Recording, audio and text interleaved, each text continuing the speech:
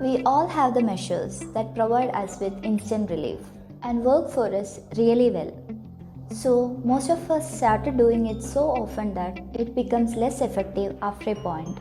Have you overdone any such regimen before? Most of us has done saline nasal irrigation for our nasal congestion. It is very effective. But should we do it every day even if there is no congestion? Is it that safe? Excess of everything is bad. Water, which is the basis of all life, can also harm if it is taken more than required. Excess of everything is bad. So let's see how overdoing of Neti Kriya is harmful. Our nose is lined with mucus which act as a protective layer.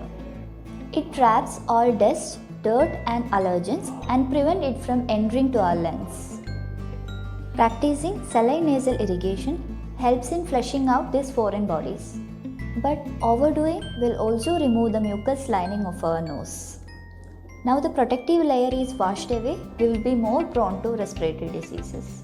Apart from this, the mucus also contains a good bacteria that prevents us from sinus infections and allergies. Overdoing of Neti Kriya will swipe out these good bacteria as well. Our mucus also contains antibodies which fight against infection. Next time you are having nasal or sinus congestion and you are planning to do nasal irrigation, please never overdo it. If you are using tap water for nasal irrigation, boil and cool it, then use for the purpose. If you are using tap water which is not boiled, it can cause further infection. If you found this video interesting, please do like, share and subscribe.